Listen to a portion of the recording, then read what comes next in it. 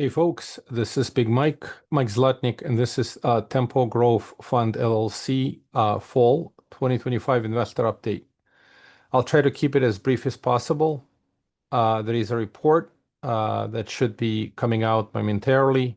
Appreciate your time and attention in advance. So we find ourselves in October 2025 with the Fed having cut rates in September, a little bit of tailwind with the one big beautiful bill with the 100% bonus depreciation that has come back. All these things are positive events. Forward guidance on Fed cutting interest rate later in October, as well as likely in December and outlook into next year, encourage us to be a little more positive. However, the higher for longer interest rates continue to pressure on many projects. So again, macro outlook is a little bit better. Project by project specific challenges obviously remain. So I'll go through a couple of specific updates, and the rest I'll defer to the report that you can review. So there's some stable parts of the portfolio. Van West Self-Storage Fund appears to be stable. This Harry Goodman Debt Fund, Goodman Capital Fund 2, is in a stable state, but we're still trying to get better clarity on when he's going to process distributions and what time. Vivo has been not a surprise, has been a complete and total fiasco, and it's not news. It's been pretty much what we've communicated in the past. Fairway Vivo has been virtually everything going south, including their co-GP fund and multiple other deals like Vivo Baltimore. This is an example. Some other projects like St. Louis Ballpark expects to lose all capital. Riverbend actually had a positive news that it was able to complete a refinance, which was a survival path with a new pref equity shop coming in, bringing in new primary debt, repaying the capital stack, everything other than our common equity in the deal. And then the common equity goes back of the new preferred equity. The positive thing about this refinance was that the pref equity shop, Pensum, brought in their property management, which is a large national player. So at least we get to survive on that deal until they stabilize the property, and hopefully the market will recover. Let me continue. In general, Indianapolis has been a very, very difficult market for Pepper Pike. We've seen a lot of struggles and issues. For example, Nine on Canal, the bids are coming in below what Paul projected. A lot of vulture buyers. Paul isn't getting the offers he was looking for. And at this point, Paul has legal disputes with the bank, and where that project is going to go is unclear. But at this point, it's a sort of a new risk that showed up, that the bank is not cooperating with Paul.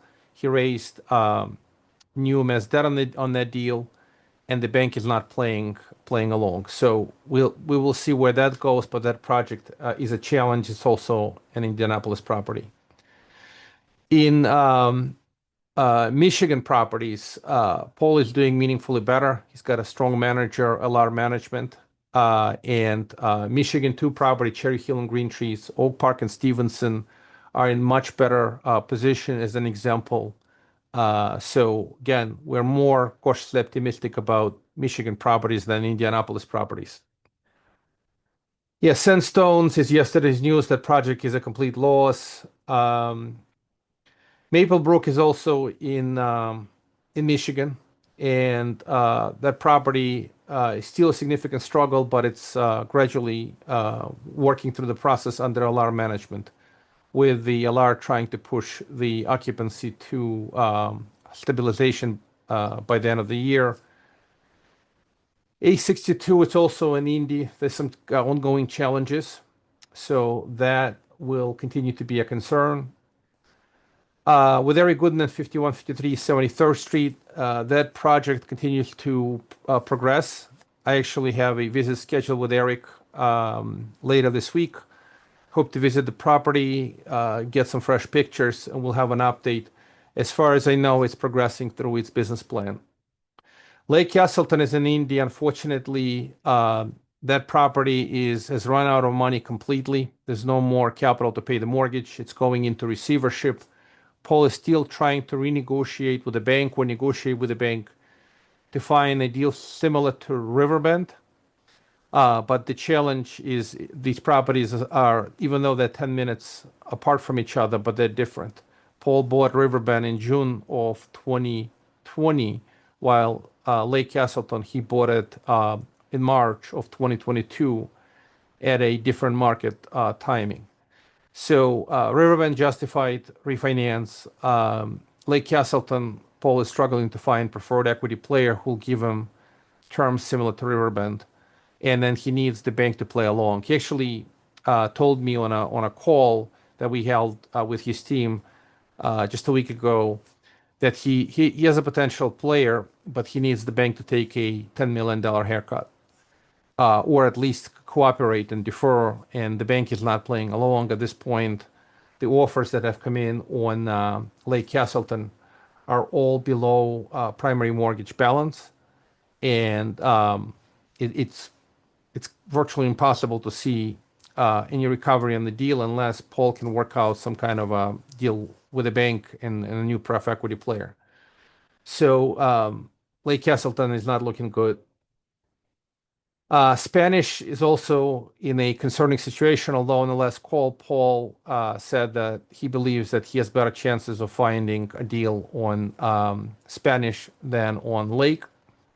Is yet to be seen. Overall, that property is also in full control of the bank, and we continue to stay as active as we can, talk to Paul, but it's not clear where we're going to go from here. I did ask Paul, when does he think he's going to clear these negotiations, find a way? And Paul didn't know.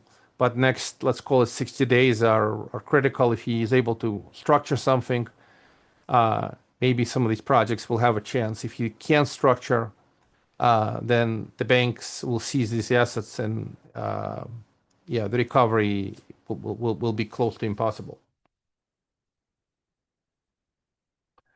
That's about it. Quick update on various parts of the Tempo Growth Fund. We continue to look at everything in the portfolio, continue to discuss various possibilities, see what we can impact. I'm planning a trip to the Michigan area properties. Again, Lake Castleton is in Indy, number of other properties in Indy. But Indy is just looking significantly worse. So from my perspective, I want to visit the properties that have a much better chance to survive versus those properties that are struggling to the point where visiting them is not going to make any difference. So later in October, I have a trip plan. I'll go to visit Michigan properties, spend time with Paul, try to understand his forward path. I'll continue providing further updates to investors. At this time, as I said, market conditions look a little bit cautiously optimistic with interest rates coming down. Unfortunately, the pressure on many of these projects, liquidity pressure, has built up to the point where it's difficult to keep them afloat. And then all the buyers on the market today are vultures. It's very discouraging to see, on one hand, interest rates starting to move down, but the marketplace has been very dry on the buyers, and those buyers who are coming into the environment to make bids, they're making bids at projections worse than previously estimated. So all that said, the market conditions may improve in the future. Right now, they look very difficult. We'll play it by year. We are not going through any reprojection exercise at this phase. The last reprojection we did was in April for Tempo Growth Fund. These reprojection exercises are, I don't want to call it wasted efforts, as much as many of you have asked how much these assets going to sell at what price, when, it's very difficult to do. These estimates and projections are not really reflecting what's happening live with the market. They're best guesses of what could be happening. However, the market moves and things change. Things could change to the better, things could change to the worse. So, as much as I'd like to provide frequent and accurate updates, it is nearly impossible to do so.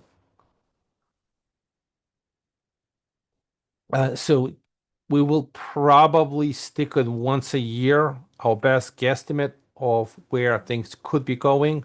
Maybe we'll do it every year in the spring. For now, please stay patient. We will continue to work hard on every asset. We'll continue to update you. There's really nothing else to update you on other than we're just looking out for every asset that we have in the portfolio, and only the time will show where we will wind up. 2026 is supposed to be a year of recovery. It's been a very slow market, fast deterioration, and sort of slow recovery. So it's difficult to project. There's almost no sense in projecting where we go from here. Just gonna wait and see. Appreciate your time and attention. I certainly open if you need to speak, schedule a time through my calendar link, or schedule a time with Deanna, or email us at invest@tempofunding.com. We appreciate your time and attention. We'll continue to keep you posted, and we'll continue to work as hard as we can to maximize recovery on every asset we have. Thank you.